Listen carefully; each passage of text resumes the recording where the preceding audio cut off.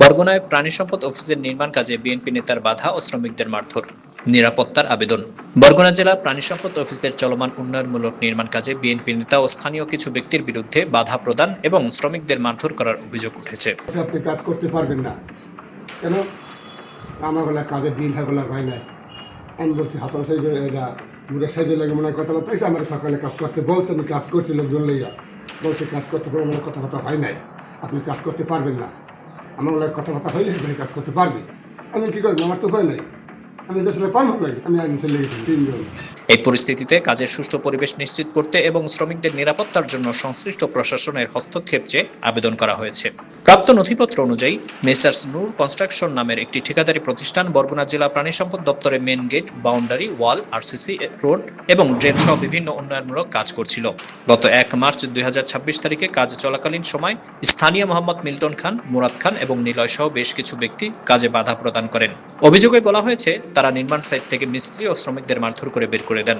এই ঘটনার পর মেসার্স নূর কনস্ট্রাকশনের প্রোপাইটর আলহাজ নূর মোহাম্মদ প্রকল্পের প্রকল্প পরিচালকের কাছে একটি লিখিত আবেদন জানান। আবেদনে তিনি উল্লেখ করেন যে সরকারি এই কাজটি যথাযথভাবে সম্পন্ন করার জন্য তার এবং তার শ্রমিকদের জীবনের নিরাপত্তা নিশ্চিত করা জরুরি। ঊর্ধ্বতন কর্তৃপক্ষের নির্দেশনা, ঠিকাদারের আবেদনের প্রেক্ষিতে প্রাণী সম্পদ অধিদপ্তরের সক্ষমতা জোরদারকরণ প্রকল্পের প্রকল্প পরিচালক ডাক্তার মোহাম্মদ ইনামুল কবির গত 3 মার্চ 2026 তারিখে বরগুনা জেলা প্রাণী সম্পদ কর্মকর্তাকে একটি দাপ্তরিক পত্র প্রদান করেছেন। ওই পত্রে স্থানীয় প্রশাসনের সাথে যোগাযোগ করে দ্রুত প্রয়োজনীয় নিরাপত্তা ব্যবস্থা গ্রহণ করার জন্য অনুরোধ জানানো হয়েছে। এ বিষয়ে ঠিকাদারি প্রতিষ্ঠানের প্রোপাইটর আলহাজ নূর মোহাম্মদ জানান, মুরাদ খান আমাকে ফোন দিয়েছে যে আপনি কাজ কিসের জন্য কাজ শুরু করছেন, কাজটা আমরা করবো। আপনি কিভাবে কাজ করবেন? কাজ পাইলাম আমরা, আমি কাজের মালিক, আপনি কিভাবে কাজ করবেন? তাহলে বরগুনে অন্য কোনো লোকের আমরা কাজ করতে যাবো না, কাজ আমরাই করবো। আপনি কি চাঁদা চাইতে আসবেন? যে চাঁদা চাইলে বলেন যে আমরা চাঁদা দেবো।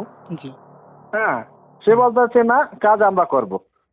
এরপরে করলো কি, ওই যে আমার মিস্ত্রি ছিল হোটেলে নিয়ে ওগো যাইয়া, এক হোটেলে ছিল মৌমিতা হোটেলে, ওখান থেকে তাদেরকে বের করে দিয়েছে।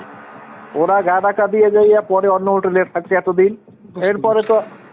এরপরে আমি এই যে নজরুল মোল্লার সাথে ফোন করলাম যে এই অবস্থা, যে জিনিসটা দেখেন, আপনি রাত্রি আপনি তো শালা সুমন্দি এরা কাজে ডিস্টার্ব করতেছে, কারণ আমি দেখতে আছি। এ ব্যাপারে বিএনপি নেতা নজরুল ইসলাম মোল্লার সাথে যোগাযোগ করার চেষ্টা করা হলেও তার সাথে যোগাযোগ করা সম্ভব হয়নি। ঘটনার সত্যতা জানার জন্য বিএনপি নেতা মুরাদ খানকে ফোন দিলে সাংবাদিক পরিচয় পেয়ে তিনি ফোন কেটে দিয়েছেন। হ্যালো, আসসালামু আলাইকুম। আপনি কি জনাব মুরাদ খান বলছিলেন? জি জি, আমি সাংবাদিক সালমান শরীফ বলছিলাম, ঢাকা থেকে। বর্তমানে এই ঘটনার ফলে সরকারি উন্নয়নমূলক কাজটি সাময়িকভাবে বিঘ্নিত হচ্ছে। স্থানীয় প্রশাসনের সহযোগিতায় দ্রুত নিরাপত্তা নিশ্চিত করে কাজ পুনরায় শুরু হবে বলে আশা করা হচ্ছে। শাকিল মৃধা, সকাল বাংলা নিউজ।